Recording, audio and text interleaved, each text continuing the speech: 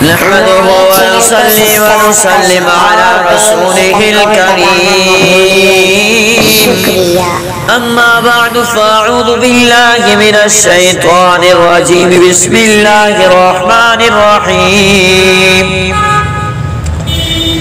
يقول الله تعالى أنا الرحمن وهذه الرحمة شققت لها اسما من اسمي فمن وصلها وصلته ومن قطعها قطعته أو كما قال الله تبارك وتعالى صدق الله وصدق رسوله النبي الصادق الأمين حدیث قدسی ہے عزیز مکرم میرے معزز سامعین مکرمین اللہ کے احسان اور کرم نوازی سے ہمارے پروگرام جاری و ساری ہے آج نیاب حضرات کے سامنے صلہ رحمی پہ ایک حدیث قدسی اس حدیث کو کہتے ہیں جس میں حضور اقدس صلی اللہ علیہ وسلم اللہ تعالیٰ کی طرف منسوب فرما کر کوئی ارشاد نقل فرمائے آج وہی ارشاد ہے جو اللہ تعالیٰ کی طرف نبی علیہ السلام نے منسوب کر کے فرمایا کہ اللہ تعالیٰ فرماتے ہیں انا الرحمن وغازی الرحمو میں رحمان ہوں اور میں نے اس رحم یعنی صلہ رحمی کے لیے اپنے اس نام کو لہا اسم من اسمی اس نام سے مشتق کر کے ایک نام مقرر کر دیا ہے فمن وصلها وصلته اور جو شخص صلہ رحمی کرتا ہے رحم کے تعلق کو جوڑ کر رہتا ہے تو میں اس سے جوڑ کر رہتا ہوں یعنی اس میں بھی میں رحم کھاتا ہوں ومن قطعها قطعته اور جو اسے توڑتا ہے رشتے کو توڑتا ہے رشتے داری کو توڑتا ہے میرے محبوب کے خدا نے فرمایا میں اس سے بھی اپنا تعلق توڑ دیتا ہوں اس پہ رحم کرنا چھوڑ دیتا ہوں اس حدیث میں اللہ تبارک و تعالی اپنی ذات خاص کے لیے ایک نام رحمان بتایا جیسا کہ قرآن مقدس میں اللہ رب العزت نے فرمایا هو الرحمن الرحیم حدیث زیر درس کی تشریح بخاری شریف کی حدیث سے بھی ہوتی ہے جس میں حضور مقبول صلی اللہ علیہ وسلم نے فرمایا کہ اللہ تعالیٰ نے مخلوق کو پیدا کیا جب مخلوق کا خلق ہو چکا تو ساری مخلوق پیدا ہو گئی رحم کھڑا ہو گیا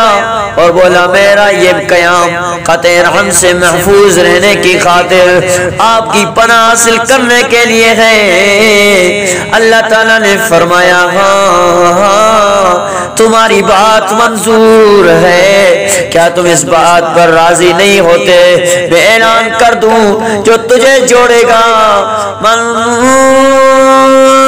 فمن وصلها وصلته ومن قطعها قطعته یعنی میں اعلان کر دوں جو تجھے توڑے جو تجھ سے قطع کرے میں اس سے قطع کروں جو تجھ سے جوڑے میں اس سے جوڑ دوں ہاں جی فرمایا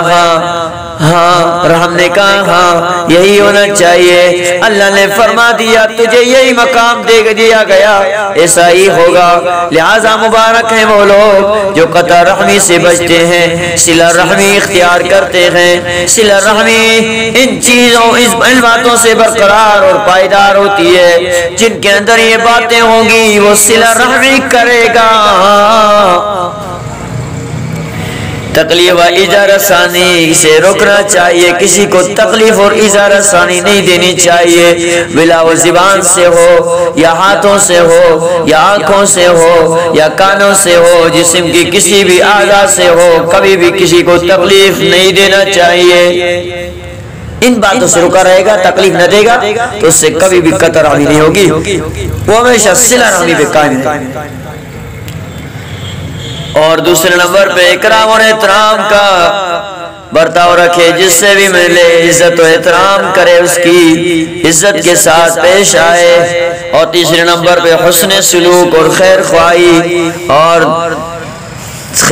کرتا رہے اس کے ساتھ لڑے نہیں جب بھی وہ آئے اس کے ساتھ اچھا سلوک کرے اچھے انداز میں پیش آئے کبھی بھی اس سے قطع رحمی نہیں ہوگی وہ ہمیشہ صلہ رحمی کے پیر پلو کو تھامتا رہے گا